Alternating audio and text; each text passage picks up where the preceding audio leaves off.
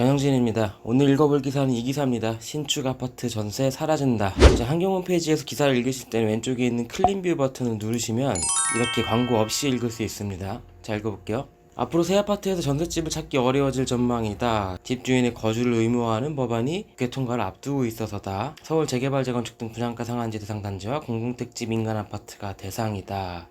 자, 국회에 따르면 이 같은 내용의 주택법 개정안이 이날 본회의에 상정된다. 기사 쓸 때는 이게 본회의에 상정되는 날이었는데 지금 이미 통과가 됐습니다. 자, 더 읽어보면 개정안은 수도권 분양가 상한제 대상 아파트의 거주 의무를 부과하는 게 골자다. 그동안은 공공택지의 공공분양 아파트에 대해서만 1에서 5년의 거주 의무가 주어졌다. 앞으로는 공공택지의 민간 분양 아파트, 그러니까 신도시 같은 데서 LHA나 SH가 분양한 아파트뿐만이 아니라 민간 건설사가 분양한 아파트, 그리고 재개발이나 재건축 같은 민간 택지에서 짓는 아파트에도 거주 의무가 생긴다. 자, 무슨 내용인지 일단 한번 볼게요.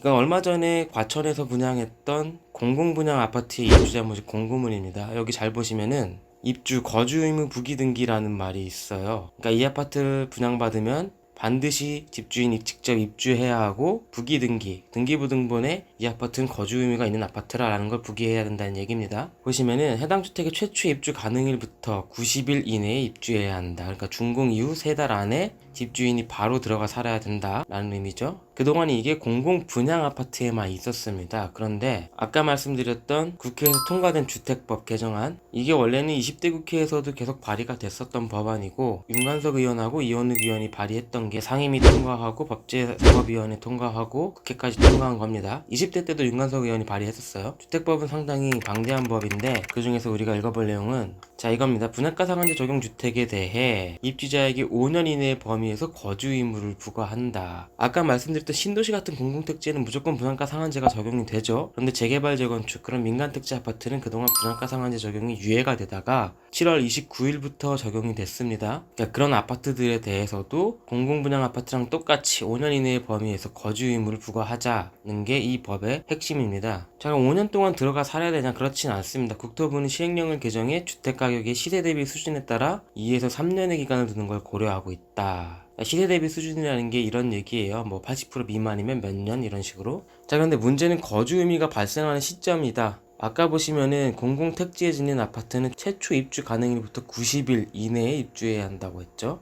개정안도 비슷합니다. 자, 신구조문 대비표라는 게 왼쪽의 법안을 오른쪽으로 바꾸겠다는 건데요. 여기 보시면은 자, 조문이 하나 신설됐어요. 전혀 없었는데 이렇게 신설했습니다. 분양가 상한제가 적용되는 주택의 입주자는 해당 주택의 최초 입주 가능일, 그러니까 준공된 시점부터 5년 이내의 범위에서, 준공된 시점부터 들어가 살아서 5년 이내의 범위에서 살아야 한다는 내용입니다. 그러니까 이게 어떤 의미냐?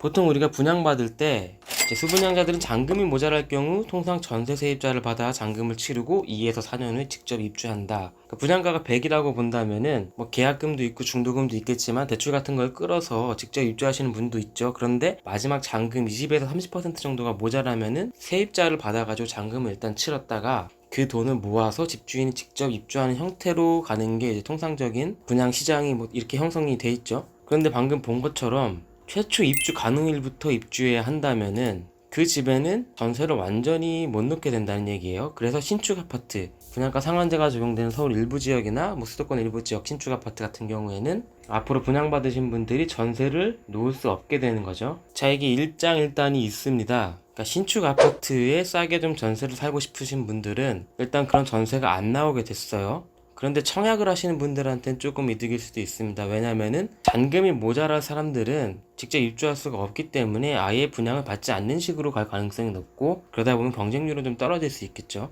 현금이 넉넉하지 않다면 아예 분양을 포기해야 하는 셈입니다. 이게 그런 의미입니다. 자, 그럼 이 거주 의무를 어기면 어떻게 되느냐?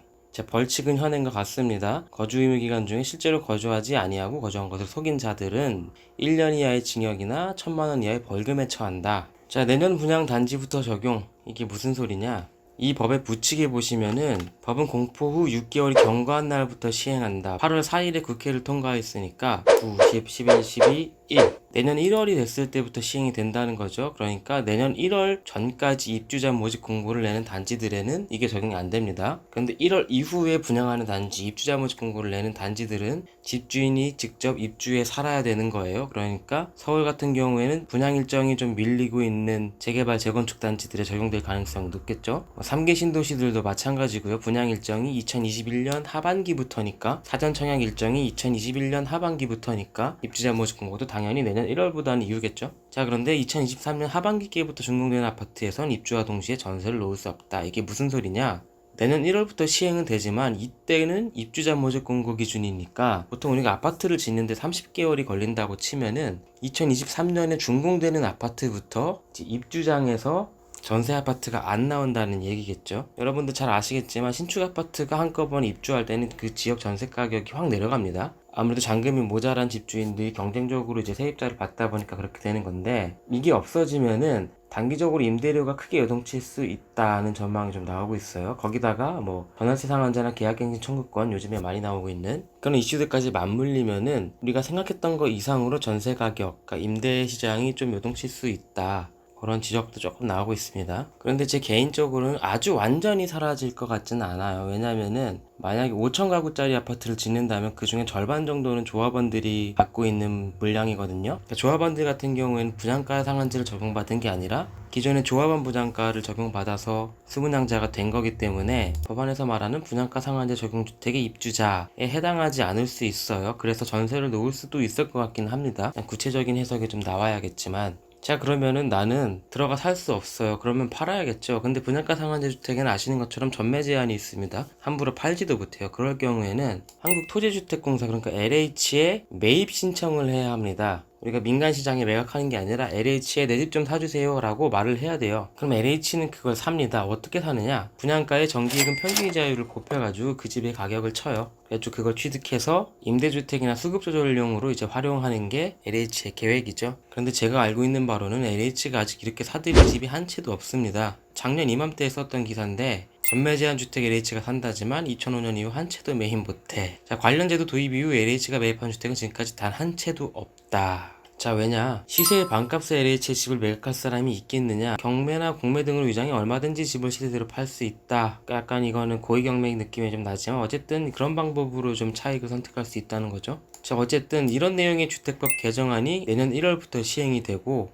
내년 1월 이후 분양하는 단지들에서는 전세가 멸종할 수 있다는 게 이 기사의 내용이고요. 원래는 이게 분양가 상한제만이 이슈였는데 벌써 시행에 들어가 버린 전월세 상한제나 계약갱신 청구권, 자, 임대차 시장에 큰 변화를 가져오고 있는 이 제도들하고 맞물리면은 앞으로 시중에 전세 물건을 보기가 조금 더 힘들어질 수 있다는 게 이 기사의 내용이었습니다. 자, 오늘 준비한 기사는 여기까지고요. 다음 시간에도 해설이 필요한 기사로 돌아오겠습니다. 감사합니다.